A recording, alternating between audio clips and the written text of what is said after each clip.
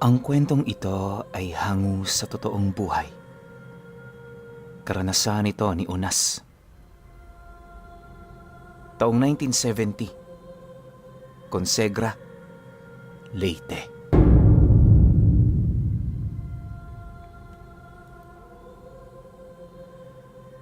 Maraming mapapait na pangyayari sa buhay na sa murang edad, naranasan na ni Unas. Ayon sa kanya, kung mga maihinang tao lang ang nakaranas ng mga pagsubok na nalagpasan niya, maaaring nagpatiwakal na sa buhay.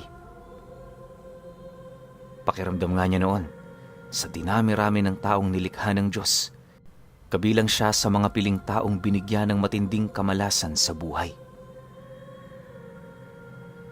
Hindi niya masabi kung pagpapala ba yun o sadyang parusa sa kanya. Isipin ninyo, sa murang edad niya pinatay yung mga magulang niya. Yung dalawang kapatid naman niya, ipinaampon sa iba, habang siya naman sa edad na 13 anyos, piniling manirahan ng nag-iisa. Hindi man na lamang gagawin, pilit siyang umusad, alang-alang sa kanyang sarili. Sa mga unang taon ni Unas, na itinataguyod ng mag-isa ang buhay niya, halos kumain na siya noon ng lupa dahil sa matinding kahirapan. Minsan nga, kahit yung bunga ng saging nakakauslot pa lamang, kinukuha niya na ito. Wala man yung laman at mapait ang lasa, ayos na yon, basta mapuna ng kanyang kumakalam na sikmura. Taon pa ang lumipas ng kanyang pananatili sa bahay nila. Hindi na rin niya kinaya ang pagtitiis. Dala na rin ng hirap at pagkahiya sa kanyang mga kakilala, pinili niyang maglakbay sa iba't ibang lugar para hanapin ang kanyang tadhana. Bale, inabot siya ng 5 taon bago makarating ng Consuegra. Gawa ng sa mga bayang una niyang napuntahan, nagtagal siya roon ng ilang taon para maghanap buhay. Kung ano-ano lang ang nilalako noon ni Unas, makaraos lang. Dagdag pa niya na, hindi siya nagtitinda noon para kumita, sa halip nagtitinda siya para mabuhay. Akala nga niya ganun na talaga ang buhay niya hanggang sa pagtanda. Pero pagdating niya sa isa sa mga baryo ng Consuegra, may nakilala siya doong isang matandang babae na nagbigay sa kanya ng pampaswerte. Bagaman hindi siya naniniwala sa ganoong bagay, pinili niyang tanggapin ito. Ibinigay niya roon ang kanyang puso at pananampalataya hanggang sa ilang buwan lang ang lumipas, napansin niyang medyo nakakaluwag-luwag na siya.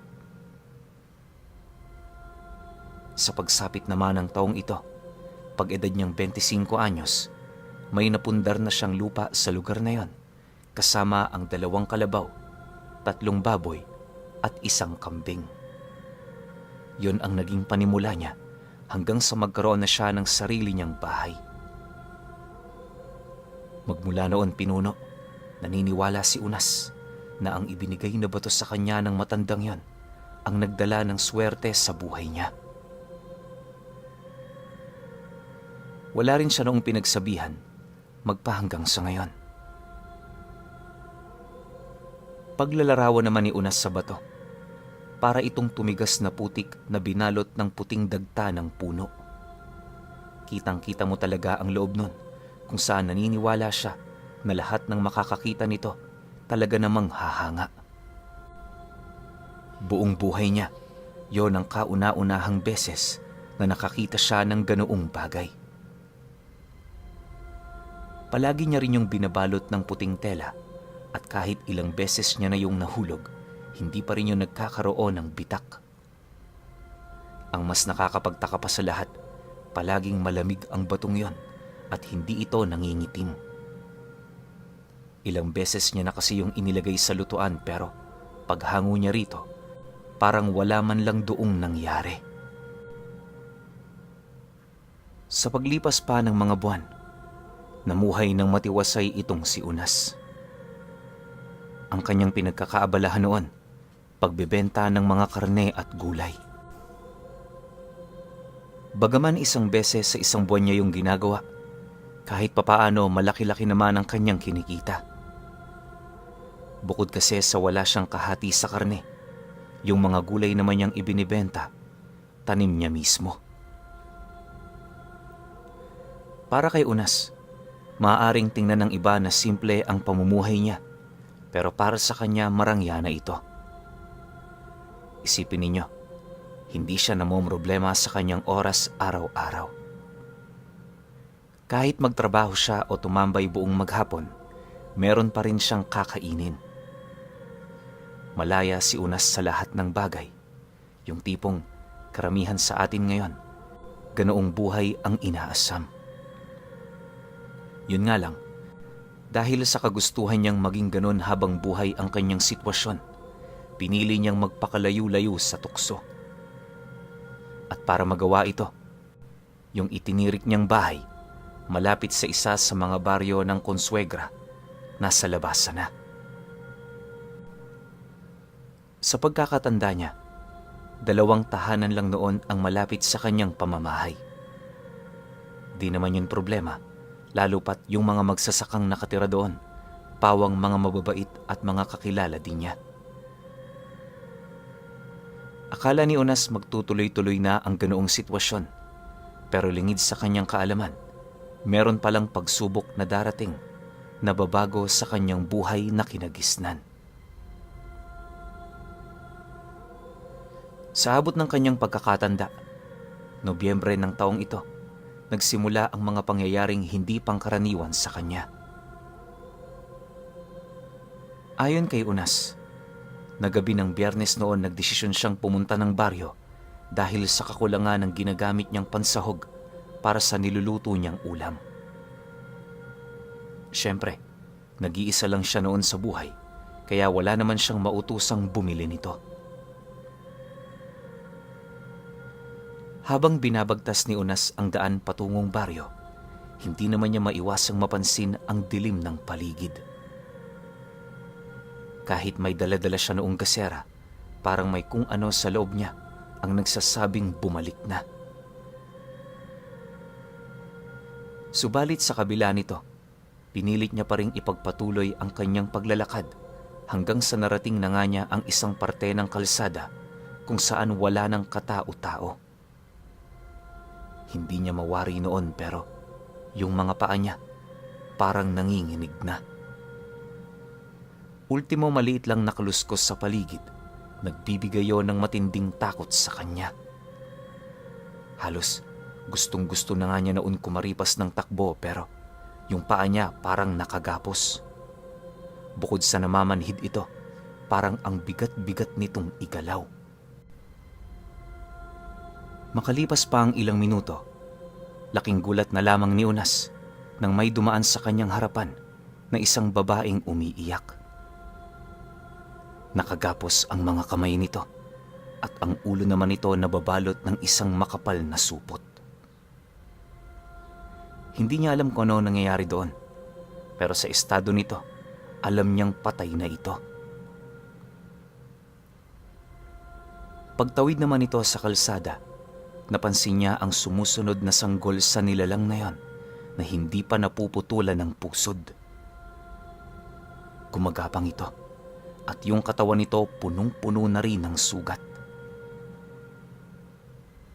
Pagpasok naman ito sa talahiban, agad namang umihip ang malakas na hangin, dahilan para mamatay ang siga ng kanyang gasera. Sa puntong yun, gustong-gusto na talagang tumakbo ni Unas, pero hindi niya talaga ito magawa. Yung katawan niya naninigas na at parang wala na itong lakas na kumilos. Nanginginig na rin ang kanyang buong katawan at yung kanyang isipan blankong-blanko na. Maya-maya pa, mas lalo pang binalot ng takot itong si Unas nang makarinig siya ng isang iyak na humahagulgol. Paulit-ulit din yung humihingi ng tulong sa kanya na para bang napakabigat ng problema nitong dinadala. Mabuti na lang, bago pa man siya mawala ng malay sa lugar na yon, may dumaan na isang magsasaka na nakasakay sa kalabaw nito. Paglapit naman ito sa kanyang kinatatayuan, bahagya naman yung tumigil habang nagwiwika sa kanya ng, "Oh, Manoy Unas, anong ginagawa niyo dyan? May hinahanap ka ba?" Nang marinig naman ni Unas ang sinabi ng taong yon, agad namang nanumbalik ang kanyang ulirat. Yung mga pagnanangis na kanyang naririnig, bigla na lang ding nawala. Pagsilay naman niya sa lalaki, walang pagdadalawang isip naman siya doong humingi ng tulong. Bagaman ayaw niya na noong pumunta ng baryo, napilitan siyang sumakay dito. Pagdating naman nila sa sentro, pansamantala siyang nakituloy sa kaibigan niya. Nagdahilan na lamang siyang may problema siya, kaya naghahanap siya ng makakausap sa oras na yon. Dahil dito, wala namang nagawa ang kaibigan niya, kundi ang patuloyin siya. Sa pagsapit ng umaga, pagbangon naman ni Unas, una niyang naramdaman ang matinding bigat ng kanyang katawan. Noong una, inakala niyang dala lang ito ng alak na iniinom nila, pero pagbalik niya sa kanyang pamamahay, napansin naman niyang nilalagnat siya. Namumutla na rin noon ang kanyang katawan, at sa estado nito, parang meron talaga siyang iniindang karamdaman. Nang mapagtanto naman yun ni Unas, agad naman siyang lumapit sa kakilala niyang albularyo sa kanilang lugar para magpatingin. Pero sa kasamaang palad, wala naman yung nakitang kakaiba sa kanya maliban sa lagnat. Dahil dito, tuluyan na ngang nawala sa isipan niya ang kaisipang maaaring nakuha niya ito sa nilalang na kanyang nakita.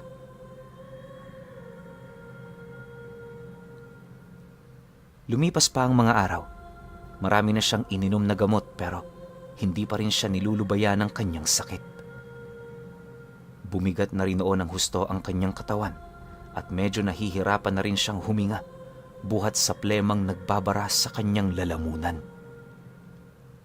Hindi lang yon, palagi na ring namamanhid ang kanyang katawan kaya na may medyo napapabayaan na niya ang mga gawaing bahay.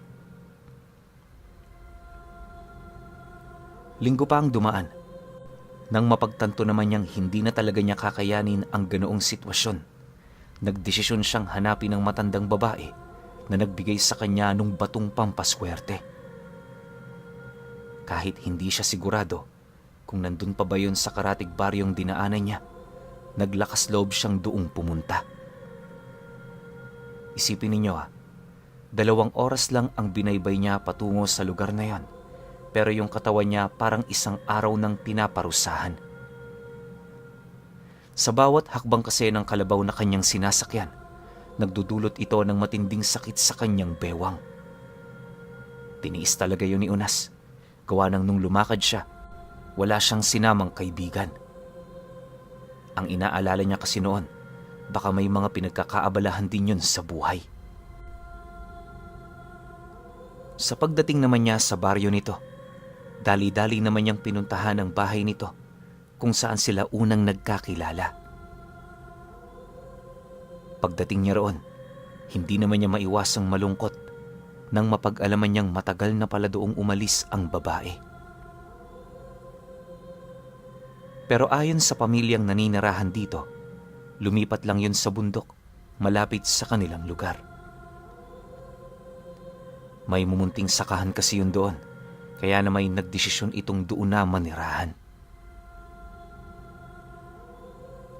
Nang marinig naman ni Unas ang sinabi ng kausap niyang lalaki, walang pagdadalawang isip naman niya yung pinakiusapan na kung maaari itong sumama sa kanya. Bukod kasi sa hindi niya alam ang daan patungo sa lugar na yan, wala rin siyang kaide-ideya kung alin bang bundok ang tinutukoy nito. Dagdag pa niya na handa naman siyang magbayad sa tulong na ibibigay nito kung yon ay kinakailangan. Pagkarinig naman ng lalaki sa kanyang sinabi, walang pagdadalawang isip naman yung sumang-ayon sa kanya na nagsasabi ng, "Sige ho, maghintay lang muna kayo rito. Tatapusin ko lang ang ginagawa ko. Huwag ho kayong mag-alala. Malapit lang dito ang lugar ni Aling Tersing. Yun nga lang, matarik doon ang daan. Ikinalulungkot ko pero hindi doon makakapasok ang dala mong kalabaw. Kung gusto nyo ho, pwede naman nating lakarin papunta roon. Kalahating oras lang, nandun na tayo." Dahil sa sinabi nito, wala namang nagawa si Unas kundi ang sumang-ayon. Matapos naman ang kanilang pag-uusap, matyaga naman siyang naghintay habang tahimik na pinagmamasdan ng lalaki sa ginagawa nitong pagbibilad ng mga panggatong. Ilang minuto pa ang lumipas, agad naman yung bumalik sa kinaroroonan niya para yayain na siyang umalis. Sa kanilang paglalakad, doon niya napag-alaman kung ano ang kaugnayan nito sa matandang babae. Ayon sa taong yon, tiyahin nila ang matandang yon, gawa ng pamangkin nito ang kanyang asawa. Sa katunayan, bago yun lumipat, hinintay lang sila nitong makarating sa baryo. Dagdag pa nito na, masaya naman ang matandang yon na ibinigay sa kanila ang bahay nito, alang-alang sa kanyang mga apo. Nang marinig naman ni Unas ang tungkol sa bagay na yon, hindi naman niya maiwasang mapatanong ukol sa kung sino ang kasama ng matanda sa bukid. Sa estado kasi nito, syempre nasisiguro niyang nanghihina ang katawan nito. Subalit pagkarinig naman ng lalaki sa kanyang sinabi, tinawanan lang naman siya nito habang sumasagot sa kanya ng, "Si Tia Tersing mahina." "Hindi ka sigurado dyan, Manoy. Alam mo ba nung gapasan dito sa amin? Nung nagdaang araw lang, nakigapas yun. 10 kahon ng palay ang tinapos niya sa isang araw lang. Walang pahinga. Ni pagkain wala. Kaya hindi talaga ako naniniwalang mahina yun si Tia. Karga pa lang. Abay, wala nang binatbat ang mga kalalakihan dito sa aming lugar." "Ay, ikaw, Manoy, paano mo nakilala si Tia Tersing? Isa ka din ba sa mga nilimusan niya ng gamit?" "Oo, binigyan ako ng pampaswerte nung walang-wala ako. Alam kong yun ang nag-ahon sa akin mula sa kahirapan. Kaya ako naman siya ngayon hinahanap dahil sa iniinda kong sakit. Basta, mahabang istorya." Sagot naman niya rito. Nang marinig naman yon ng lalaki, wala naman yung nagawa kundi ang magpatuloy sa paglalakad. Makalipas pa ang ilang minuto, agad namang nag-abiso doon si Unas na kung maaari magpahinga na muna sila. Yung hika kasi niya umaatake na naman. Hindi yun magiging maganda kung pipilitin niyang magpatuloy. Pagkalahad naman niya ng bagay na yon, tumangulang naman ang lalaki, hudyat ng pagsang-ayon nito. Habang nagpapahinga naman sila sa ilalim ng puno, nailahad nito sa kanya na medyo malapit-lapit na sila sa bahay ni Aling Tersing. Ang palatandaan doon ng lalaki ay yung mga puno ng tubo na nabubuhay sa gilid ng daan na tinatahak nila. Dagdag pa nito na madalas niyang pinupuntahan ang lugar na yon para bumisita sa matanda, kaya hindi siya maaaring magkamali. Matapos namang marinig ni Unas ang sinabi nito, naglakas loob naman siyang lumakad para makapagpatingin na. 10 minuto pa ang lumipas, may nasipat na nga silang maliit na bahay sa gilid ng bundok. Patag ang lugar na yon pero ilang metro mula sa bahay merong malalim na bangin. Nagkalat din sa lugar ang mga alagang manok ni Aling Tersing at yung iilan nitong mga kambing na nanginginain. Maya-maya pa, paglapit naman nila sa bahay nito, bumungad sa kanila ang matanda na nananabako. Nakatingin din yun sa kanila na parabang inaasahan na nito ang kanilang pagdating. Nang masipat naman yun ni Unas, dali-dali naman siya doong lumapit para magpakilala. Subalit di pa man siya nakakapagsalita, agad namang inilahad ng matanda sa kanya na hindi siya nito nakakalimutan. Dagdag pa nito na lahat ng taong nalimusan niya ng gamit, kailan may hindi na mawawala sa kanyang isip. Dahil sa sinabi nito, wala namang nagawa si Unas kundi ang tumango. Hindi naglaon, pag-upo naman niya sa bangkong naroon sa harapan ng matanda, bahagya naman siya noong napatahimik nang marinig niya yung magwika sa kanya ng, "Ibang-iba ka na, Unas, mula nung una tayong nagkita. Masaya ako dahil nakaahon ka na sa kahirapan. Anong nangyari sa'yo? Bakit hinang-hina ka? Nakikita ko sa mga mata mo ang bigat ng iyong dinadala. Magsalita ka, Unas. Baka meron akong maitulong." Nang marinig naman ni Unas ang sinabi nito, walang pagdadalawang isip naman niyang inilahad ang tungkol sa kanyang mga naranasan. Ipinagtapat niya rin dito, hindi naman siya hinawakan ng nilalang na yon, pero yung huli niyang naramdaman habang pinagmamasdan niya ito, tila bang hindi siya nilubayan. Mariin din niyang inilahad na ilang beses na niyang pinakikiramdaman ang kanyang sarili, pero wala talaga siyang kapasidad na matukoy ang pinanggagalingan ng sakit na yon. Matapos naman niya itong mailahad, agad namang lumapit sa kanya ang matanda para masipat siya nito ng malapitan. Hinawakan din ito ang kanyang balikat at leeg na parabang meron itong hinahanap. Maya-maya pa pagbalik naman ito sa kanyang kinauupuan, agad naman yung nagwika sa kanya ng, "Normal lang yan. Nahawakan ka kasi ng kaluluwa. Ipantay mo ang mga kamay mo. Mapapansin mo ng pinakamaliit mong daliri, hindi pantay sa isa. Pero huwag kang mag-alala. Gagamutin natin yan. Pagkatapos natin makikita mo, huhupa na yang nararamdaman mo." Kasabay ng pagwika ng matanda ay ang pag-uumpisa naman itong mag-usal ng mga buhay na kataga. Matapos nun, inihip ito ng matanda sa kanyang bumbunan at pag-ukit nito ng krus sa kanyang noo gamit ang laway. Gulat naman noon si Unas nang mapansin niyang yung sakit sa kanyang bewang at dibdib unti-unting nawawala. Panay na rin ang kanyang ginagawang pagbahing kung saan walang patid namang sumasabay ang mga plemang nakaimbak sa kanyang sikmura.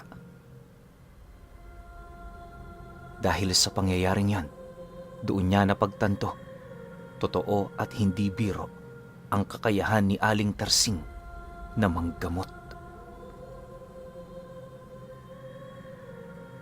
Pag-alis naman ng kamay nito sa kanyang katawan, unti-unti naman niyang naramdaman ang paggaan ng kanyang pakiramdam. Pagtayo naman niya, una naman niyang napansin na yung pagkawala ng nararamdaman niyang sakit sa kanyang mga kasukasuan. Nawala na rin ang kanyang hika kasama yung pakiramdam niya na umiikot ang kanyang paningin kapag napapagod siya. Paglahad naman sa kanya ng matanda na malaya na siya mula sa hawak ng kaluluwa, taos-puso naman siya doong nagpasalamat. Iniabot na rin niya ang kanyang abuloy para naman kahit papaano makatulong din siya sa matanda. Kinahapunan noong mismong araw na yan, nanatili pa rin si Unas sa bahay nito. Sa ganda kasi ng kwento noon ng matanda, halos hindi na niya napansin pa ang bilis ng pagtakbo ng oras. Ilang minuto pa ang lumipas. Pabiro naman niyang inabisuhan ito ukol sa kanyang pagnanais na maging isa ring manggagamot. Akala niya tatawa lang noon si Aling Tarsing. Pero pagsilay nito sa kanyang mga mata, seryoso naman yung nagwika sa kanya ng, "Desidido ka ba? Kung desidido ka, bumalik ka rito pagkaraan ng 2 linggo. Pag-isipan mo ito ng maigi dahil hindi mo na ito mababawi sa oras na nakapasok ka na." "Tamang-tama yan, Unas. Naghahanap ako ng magtataguyod ng aking aral. Lahat kayong nilimusan ko, pasok sa mga katangiang aking hinahanap. Pero dahil sa ikaw ang unang bumalik, sa iyo ko ipapasa ang lahat kung mapapatunayan mo sa akin ang iyong sarili." Nanghihina na ako, Unas. Ramdam kong hindi na ako magtatagal sa mundo. Nang marinig naman niya ang sinabi nito, halos hindi naman siya makapagsalita, gawa ng kabaliktaran ang mga nangyayari sa inaasahan niya. Maya-maya pa, nang wala na silang mapag-uusapan, nagdesisyon si Unas na magpalipas ng gabi sa bahay ng matanda. Hindi naman siya nito pinigilan, gawa ng may silid din siya doong mapagpapahingahan. Subalit, nang akmang papasok na siya sa ibinigay nitong silid, mariin naman siya nitong pinaalalahanan na anuman ang kanyang maramdaman sa kalagitnaan ng gabi, wag na wag niya yung papansinin. Dagdag pa ng matanda na kahit hindi siya makatulog, pilitin niyang makatulog. Matapos naman itong mailahad ang bagay na yon, agad naman yung pumasok sa loob ng silid nito. Sa paglalim pa ng gabi, matyaga namang naghintay itong si Unas na tawagin siya ni Aling Tarsing. Di pa man kasi sila noon nakakapaghapunan, kaya na may medyo nakakaramdam na siya ng gutom sa katawan. Kalahating oras pa ang dumaan. Mahinahon naman yung kumatok sa pinto ng kanyang silid habang tinatawag ang kanyang pangalan.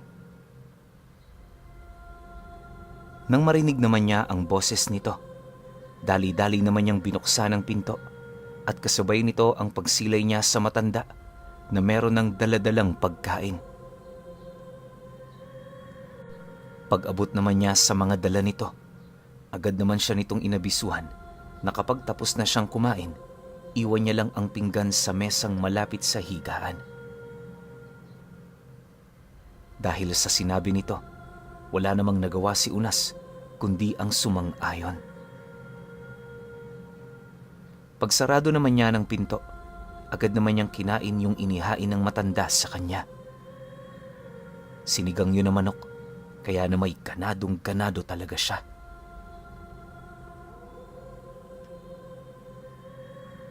Sa paglalim pa ng gabi, kasalukuyan na siya noong nagpapahinga. Bale, nakatulog nga siya noon ng maaga, gawa ng bukod sa pagod na kanyang dinanas, mapuntahan lamang ang tahanan nito. Medyo bumabawi na rin ang kanyang katawan sa ilang araw nitong kalbaryong kinakaharap. Akala niya magiging matiwasay ang gabi na yon para sa kanya.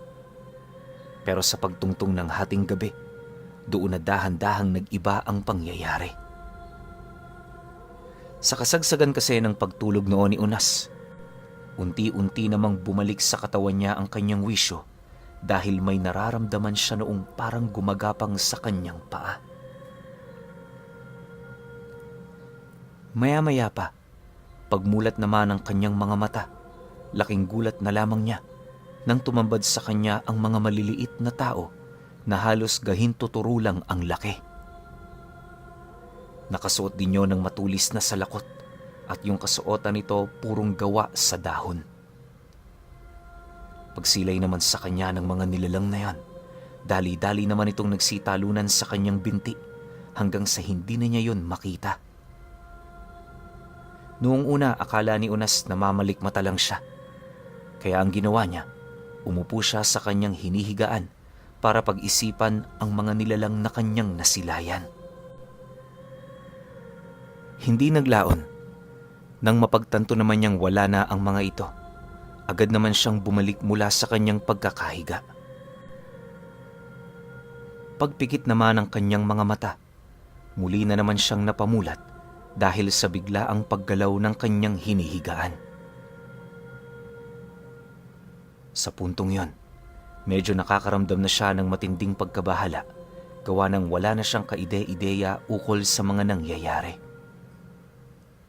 Pagsilay naman niya sa paligid, bigla namang napaisip itong si Unas nang masipat niya ang mga bituin sa langit. Teka, bakit ganito ang mga nakikita ko? Nasa labas ba ako? Tanong niya sa kanyang sarili. Matapos naman niya yung mailahad, agad naman niyang sinipat ang mga gamit malapit sa kanya. Subalit sa kasamaang palad, hindi na rin niya yon nakita pa. Ultimo yung pinagkainan niya at ang mesang pinatungan niya nito, bigla na lamang nawala. Para sa kanya, isa yung nakapagtatakang pangyayari, gawa ng segundo lang noon ang dumaan, magmula noong pumikit siya. Imposible namang naglaho na lamang ang bahay, gawa ng yung hinihigaan niya, naroon pa rin sa kanyang tabi. Makalipas pa ang ilang minutong pag-iisip noon ni Unas, nagdesisyon na siyang umalis sa inuupuan niyang yon.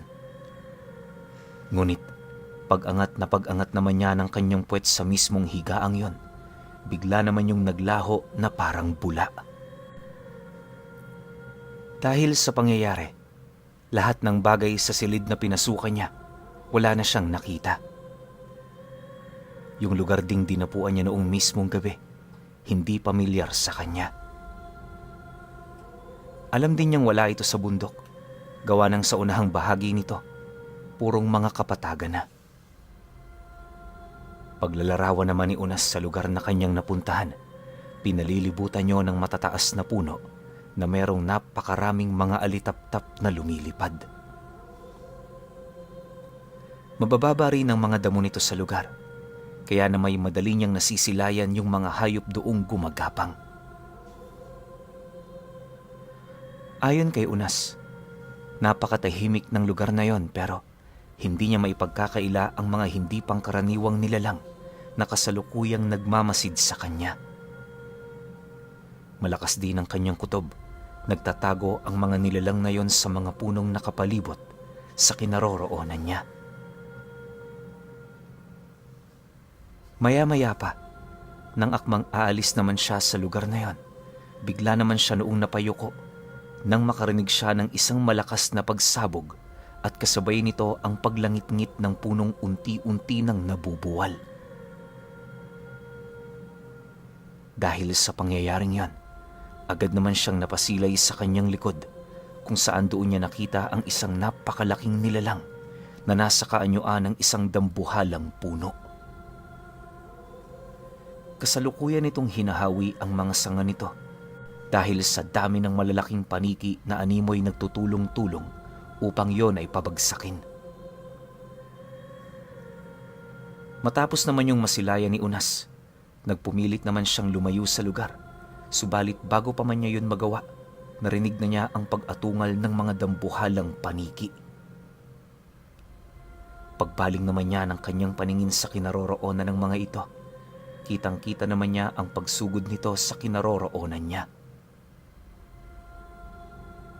Habang papalapit ang mga nilalang, mas lalo namang nagiging klaro sa kanya na hindi yon mga paniki, bagkus grupo yon ng mga aswang na nagpalit anyo. Pagsilay naman niya ng mga totoong uri nito, mabilis naman siyang kumaripas ng takbo hanggang sa marating na niya ang isang parte ng kakahuyan na merong napakasukal na daan.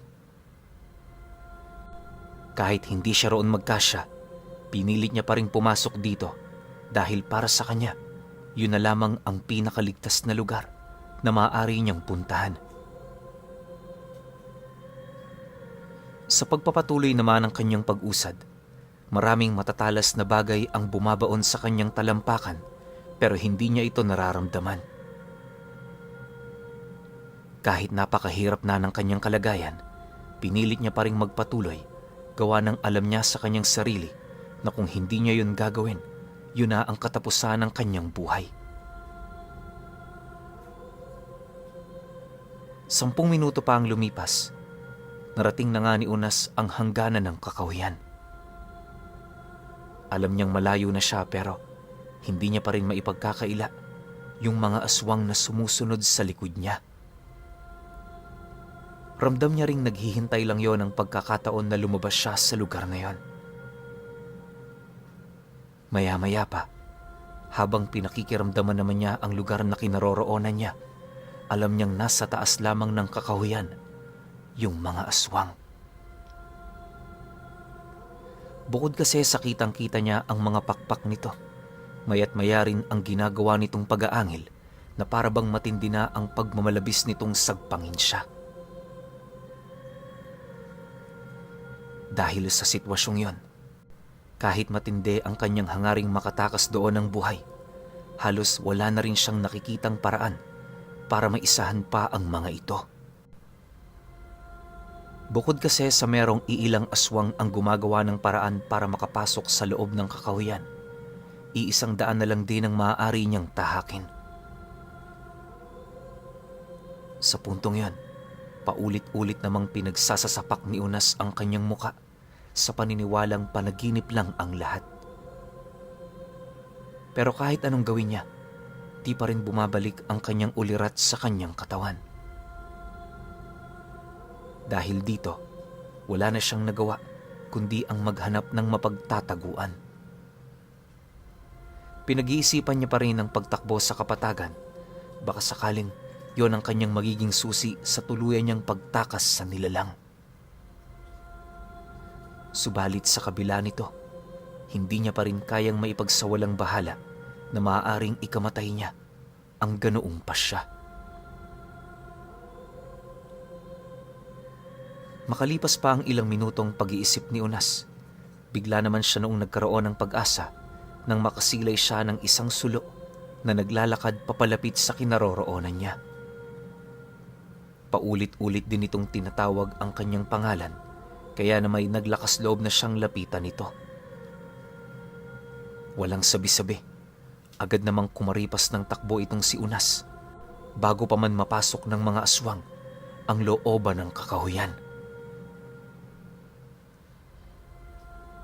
Habang binabagtas naman niya noon ang daan, paulit-ulit naman niyang isinisigaw ang pangalan ng matandang babae na para bang siguradong-sigurado na siya na ang taong nakita niyang may daladalang sulo ay si Aling Tersing. Maya-maya pa, nang medyo makalayo na siya sa kakahuyan, 5 sa 13 aswang ang humabol sa kanya. Mabilis yung nag-anyong aso, kaya na may ilang segundo lang noon ang lumipas, nasa likod na niya ito. Gayunpaman, nagpatuloy pa rin siya sa kanyang pagtakbo na para bang kahit alam na niyang maaabutan na siya nito, pilit niya pa ring inilaban ang kanyang buhay. Paglundag naman ng mga asong yon, tanging pagdapa na lamang sa lupa ang nagawa noon ni Unas sa paniniwalang maiilagan niya ito. Pero pagramdam niyang papalapit na yon sa kanya, bigla na lamang yung umatungal ng napakalakas at kasabay nito ang pagsilay niya sa 3 puting pusa. Kasing laki din yun ng mga aswang at sa estado ng mga ito, hindi yun pangkaraniwang hayop. Bukod kasi sa matatalas nitong mga kuko, namumula rin ang mga mata ng nilalang na yon at meron itong 8 pangil sa mismong mga bunganga nito. Matutulis din ang kanilang mga balahibo na sa oras na dumidikit noon ang mga aso, bumabaon yun sa kanilang mga balat. Dahil sa pangyayaring yon, agad naman niyang ipinagpatuloy ang kanyang pananakbo hanggang sa dumating ang puntong nasipat na niya si Aling Tersing. Paglapit naman niya sa kinaroroonan nito, Agad naman niya yung niyakap, dala ng matinding takot na kanyang naranasan. Paghawak naman ng matanda sa kanyang likod, may hinahon naman yung nagwika sa kanya ng, Sabi ko sa iyo, huwag mong papansinin ang mga bagay na mararamdaman mo. Alam mo dyan sa bahay ko, meron diyang mga nilalang na tinatawag kong mga agaw-agaw. Kadalasan kapag gising ang mga bisita ko sa panahon ng kanilang pag-iikot, nililigaw nila ito. Dinadala nila yun sa mga lokasyon ng bundok kung saan lubos na mapanganib. Unas, hindi lang ako ang naninirahan sa lugar na ito. Marami kami, kabilang yung mga aswang na humahabol sa iyo. Mabuti naman at hindi ka nila nasaktan. Ay nako, pasensya ka na ha. Kasalanan ko ang lahat. Kung sana ipinagtapat ko sa iyo ng maaga, edi sana hindi ka na umabot sa sitwasyong ito. Dagdag pa ni Aling Tersing na ang mga agaw-agaw, parehang mga engkantong maihahalin tulad mo ang wangis sa isang uod. Yun nga lang, malalaki ang mga ito at meron yung kakayahang tumagos kung saan-saan. Ilang beses na rin yung sinubukang palayasin ni Aling Tersing, pero paulit-ulit yung bumabalik buhat sa taba ng lupa na nakaimbak sa ilalim ng bahay niya. Ayon pa sa matanda na, magmula noong hindi niya mapaalis ang mga nilalang na yon, nagdesisyon na lamang siyang alagaan ito. Gawa ng bukod sa swerte yun sa buhay, palagi din siya nitong dinadalhan ng mga kamote at iba pang bungang kahoy na kadalasang nakukuha sa ilalim ng lupa. Mariinding inilahad nito sa kanya na ang tanging inaalala lang niya ay kapag meron siyang bisita sa pamamahay niya. Halos walang mintis kasi ang panlalaro ng mga agaw-agaw na siya namang nagdulot ng takot at pangamba para sa kanyang pamilya at kakilala.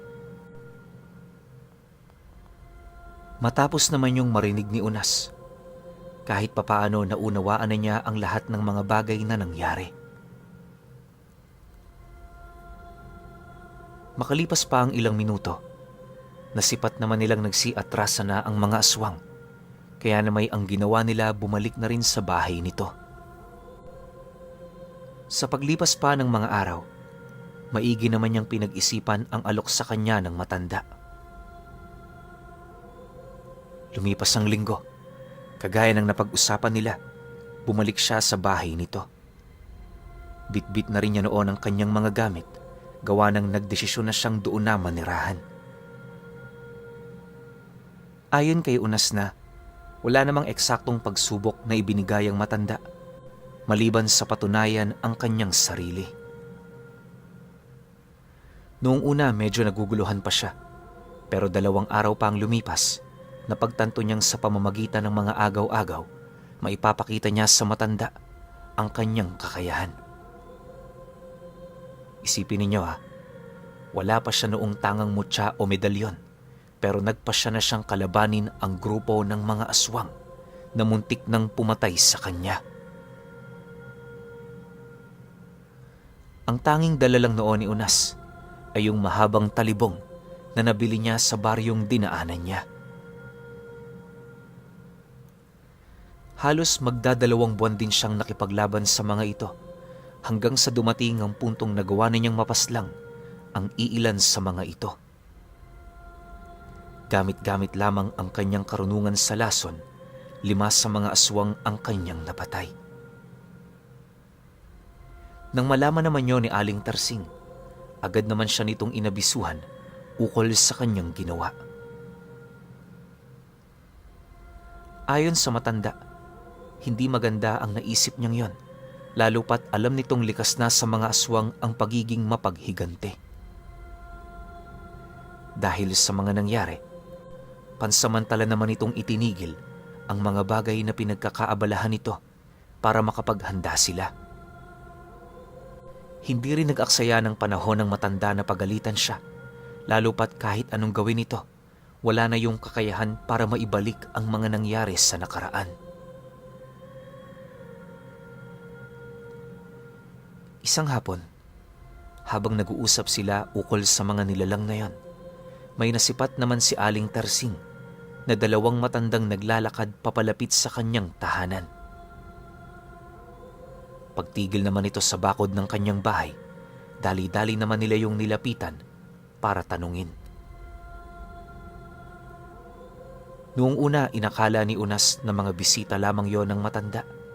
Pero paglapit naman nila sa mga ito, agad naman sumalubong sa kanila ang napakabaho nitong amoy. Walang sabi-sabi, bigla namang umangil ang mga nilalang na yon. Sabay wika ang pinakamatanda sa mga ito ng, Akala ko ba mayroon tayong kasunduan? Bakit hinayaan mong disipulo mo na manalasa sa lugar ko? Malaking pagkakamali yun, Tersing. Nakalimutan mo na ba? Marami kaming naninirahan dito. 2 lang kayo. Kung gusto naming makipagdigmaan sa inyo, kaya nyo ba kaming pigilan? Iisa lang ang rason namin kaya kami nandito. Isuko mo yung disipulo mo at tapos na ang problema. nang marinig naman nila ang sinabi nito, hindi naman nila maiwasang mapaisip ng malalim. Sa puntong yon, medyo nababahala na rin si Unas. Lalo pat alam niya sa kanyang sarili kung gaano nga kadami ang mga nilalang na yon. Hindi naglaon nang magkaroon na si Aling Tersing ng pagkakataong magsalita. Agad naman yung sumagot sa nilalang na yun ang, Iba na lang ang hilingin mo. Hindi kakayanin ng konsensya ko na hayaan kayong pumatay ng tao. Tsaka isa pa, itong si Unas para ko na itong anak. Kung hindi nyo talaga mapapalagpas ang ginawa niya, abay mas maganda sigurong kilalanin nyo rin akong kalaban mula sa araw na ito. Babala ko rin sa inyo mga aswang. Kapag bumalik pa kayo rito para manindak, hindi ako magdadalawang isip na tapusin ang buhay ninyong lahat. kasabay ng pagwika ng matanda, ay ang pagbitaw naman ito ng 3 buhay na salita sa hangin. Sapat na ang mga katagang yon para mapilitang lumayas ang mga nilalang sa lugar nila. Matapos ang mga pangyayari, agad naman silang bumalik para pag-usapan ang tungkol sa kanilang plano. Bale, ilang araw na din kasi nilang inaasahan ang pangyayaring yon, lalo pat hindi rin biro ang ginawa ni Unas. Gayunpaman, naunawaan naman yon ni Aling Tersing, lalo pat ito ang nakita niyang paraan para mapatunayan ang kanyang sarili. Kung hindi nyo kasi naitatanong, kakaiba ang mga mutsyang tinatangan ng matandang yon. Lahat ng mutsyang pag-aari nito nangangailangan ng pisikal na lakas para magamit ng husto ang kabuuan nitong abilidad. Sa oras kasi na maramdaman ng mutya na mahina ang katawan na nagtatangan sa kanya, merong posibilidad na iwan niya ito sa oras ng panganib. Yun din ang nag-iisang rason ng matanda kung bakit sa edad nitong 80 anyos, parang 20 anyos pa rin yun kung kumilos. Hindi ko napapangalanan ang lahat ng mutya ni Aling Tersing. Pagpapakita na rin ito ng respeto sa kanya. Pero ayon kay Unas, isa sa mga mutsyang naipasa nito sa kanya ay yung tapyas na sungay ng torong baka. Napakalakas ng gamit na yon, na kapag tinangan ito ng taong may malakas na pangangatawan, kailan may hindi na yon makakaramdam pa ng pagod. Di na rin mananakit ang katawan nito, at kapag magtrabaho yon ng isang buong araw, uhaw lang ang iindahin nito.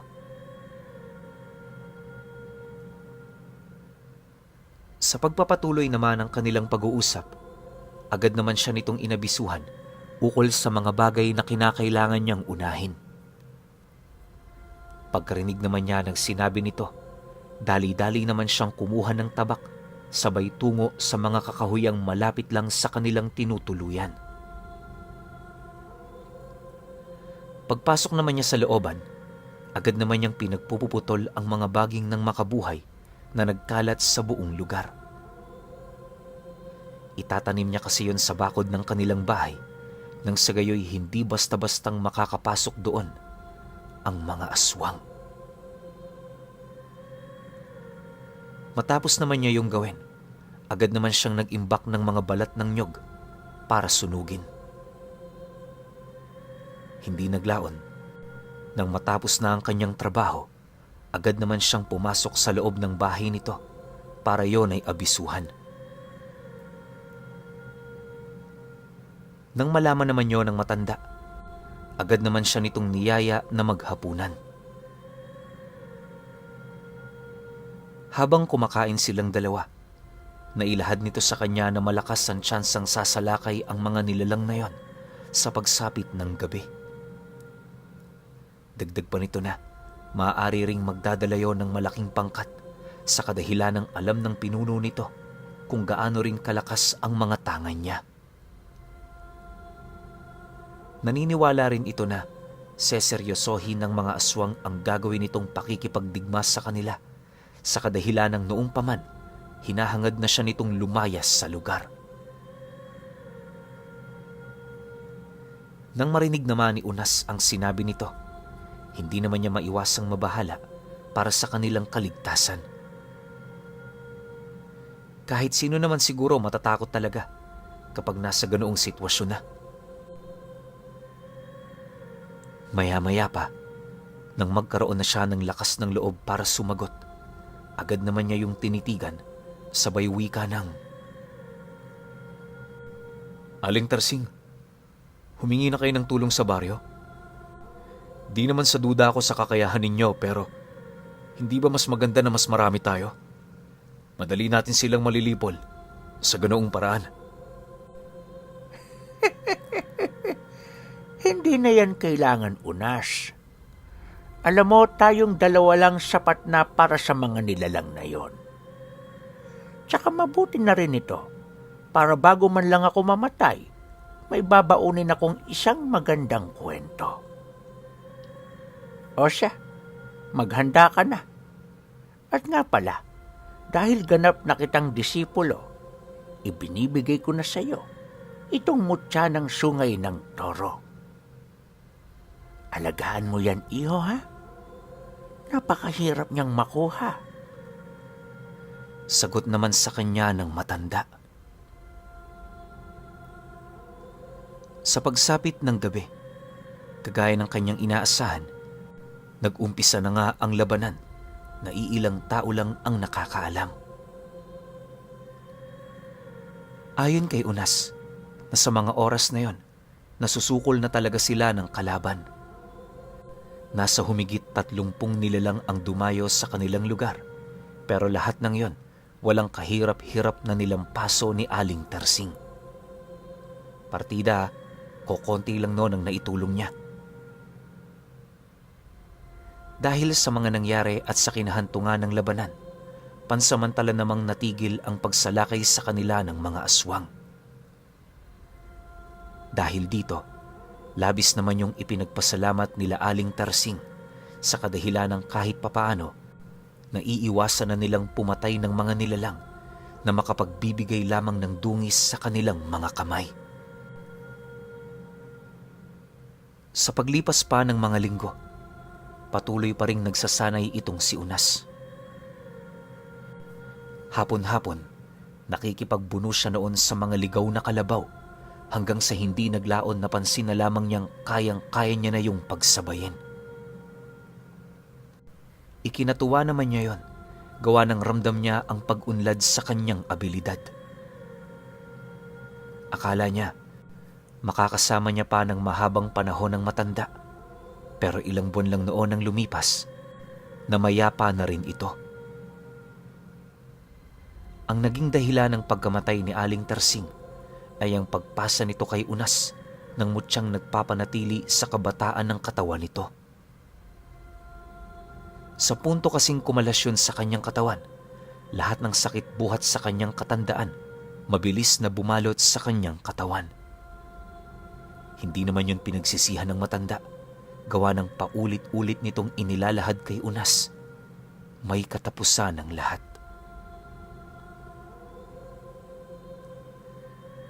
Pagkalibing naman nila sa bangkay ng maestra niya, minabuti naman niyang bumalik sa kanyang iniwang pamamahay. Mas pinili kasi doon ni Unas na manirahan, gawa ng yung mga kapitbahay niya roon, kilalang kilala na niya.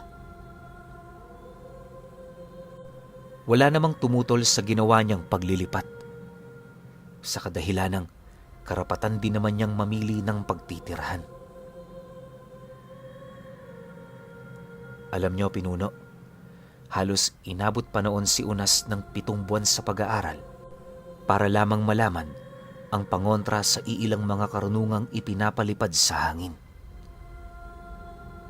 Nakatuon kasi noon ang kanyang pagsasanay sa purong pisikal na kumbate lamang. Kaya na may napag-isip-isip niya na magsaliksik ng ibang karunungan na pwede pa niyang tanganin.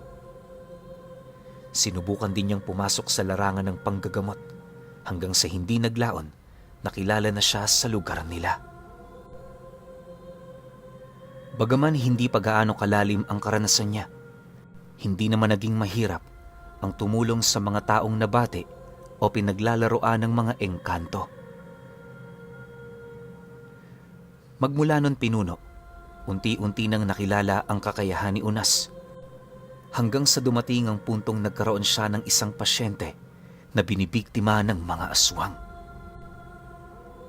Ayon kay Unas, buntis ang pasyente niyang yon, kaya na may medyo nagdadalawang isip pa siyang tulungan ito. Pero dahil sa kalagayan nito, wala na rin siyang nagawa kundi yon ay pagbigyan. Alam niya kasi sa kanyang sarili na pagdating sa mga aswang, di hamak na mas malalim ang kanyang karunungan laban sa mga albularyong naninirahan sa kanilang lugar. Sa mga unang araw ng pagpapakonsulta nito sa kanya, minabuti naman niyang bigyan niyo ng iilang mga pangontra. Hindi niya rin ito pinatulog sa kanyang tahanan nang sa gayoy hindi magduda ang mga aswang na dahan-dahan doong lumalapit. Ang plano noon ni Unas, hayaan lamang ang mga nilalang na yan nang sa gayoy hindi nito maisip na meron palang albularyong tumutulong dito. Matyaga nilang hinintay ang pagsapit ng kabilugan ng buwan. Sa kadahilanang naniniwala siya, ito ang mga gabing nasa pinakamalakas na puwersa ang mga kalaban nila. Alam niyo, Pinuno, halos 3 araw pa noon ang hinintay ni Unas para lamang magawa ang kanyang plano. Napakamapanganib ng ginawa nilang yon, gawa ng konting pagkakamali lang, mamamatay yung babae. Hindi naman niya ito maaaring tulungan, lalo pat kapag pinagmamasdan niya ang mga nilalang, sinisiguro niyang malayo siya sa mga ito. Alam niya kasing madali siya nitong matutunugan, kaya sa abot ng kanyang makakaya, sinusubukan niyang isagad ang kanyang distansya.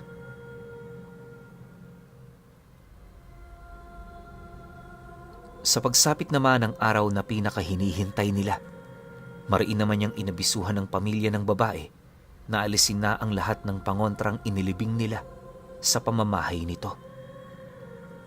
Inutusan niya rin yung huwag isasara ang pinto, maging ang mga bintana. Kumbaga, hahayaan lang nilang nakabukas ang mga daanang yon, nang sa gayoy hindi magdalawang isip na lumapit ang mga aswang sa mismong kinaroroonan ng babae. Alam ni Unas na hindi nito kayang tiisin ang pagnanais na kumain ng buntis, kung kaya't kahit alam nilang kaduda-duda ang mga nangyayari sa bahay na yon, hindi ito mag-iisip ng kung ano-ano. Bagaman nababahala ang pamilya ng babae sa kanyang plano, nagdesisyon naman yung sumunod. Bukod kasi sa wala na sila noong pagpipilian, napatunayan naman nila ang kakayahan niya. Ipinagpasalamat naman yun ni Unas, gawa ng kahit papaano, hindi yun tumutol sa kanyang plano. Kinagabihan noong mismong araw, tahimik na ang lahat. Yung pamilya ng kanyang pasyente, nagdesisyon ng magpahinga nang nakabukas yung bahay nila. Inaasahan naman niya yung hindi makakaidlip pero kahit papaano, hindi niya na yon pinagbigyan ng pansin. Sa pagtungtong naman ng 9:00 ng gabi, dahan-dahan nang lumalapit ang mga aswang sa bahay nito. Yung iba, sa sobrang pagkatakam, dumaan na mismo sa entradang pinto ng bahay. Mabilis nitong sinuyod ang sala patungo sa silid ng buntis, kaya ang ginawa naman noon ni Unas, dali-dali nang tumakbo patungo sa may bandang pinto. Paghawak naman niya sa pundasyon ng bahay, agad naman niya yung inihipan ng 7 buhay na salita at kasabay nito ang pagsibagsakan ng mga aswang na kasalukuyan ng naglalakad patungo sa silid ng buntis. Pagrinig naman niya sa sigaw ng mga nilalang na yon, dali-dali naman niyang binunot ang hawak niyang itak sabay karipas ng takbo patungo sa kinaroroonan nito. Segundo lang noon nang lumipas ng masipat ni Unas ang 3 aswang na kasalukuyan ng lagpak sa sahig. Ilang beses din itong sinubukang tumayo pero wala itong kakayahan para basagin ang konsagrang selyong dasal na kanyang binitawan.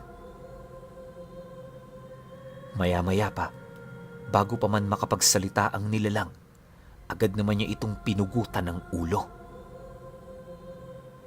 Hindi na mahalaga para sa kanya kung nag-anyong tao man ang dalawa, gawa ng kahit kailan, hindi siya kayang paglaruan ng mga ganoong nilalang.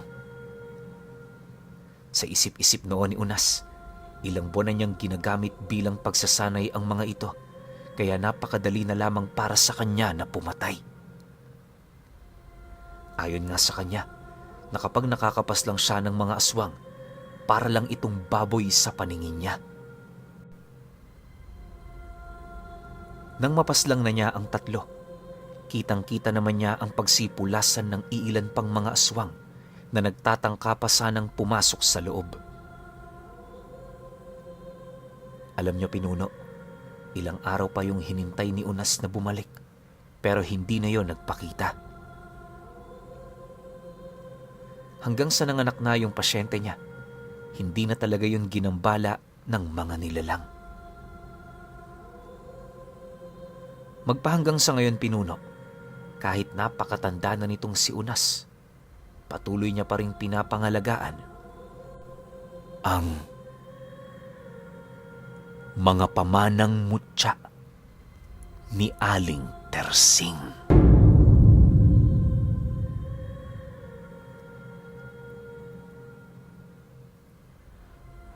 Okay. Opinyon ko sa kwento. Ang ganda sana nito kung makukwento natin yung nakaraang buhay ni Aling Tersing. Sobrang ganda nun kung meron man.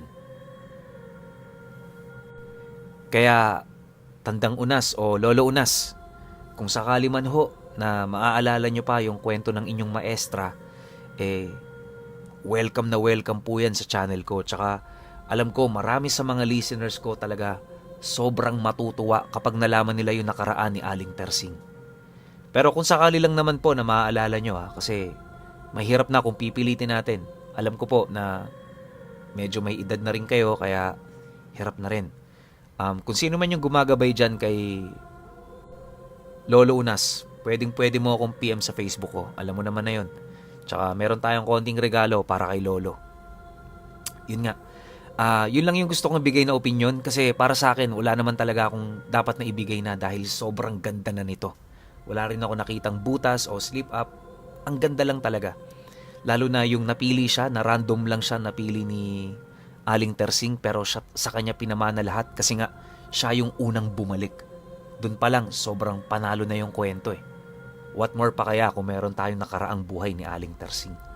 Ganda sana nun. Pero ako umaasa ako na meron pa to. Nakadepende na lang yun kay Lolo. Kaya yung sender natin, para sa'yo, PM mo lang ako sa Facebook. Meron tayong regalo kay Lolo. Pero syempre, pakinggan pa rin natin yung opinion ng mga subscribers natin.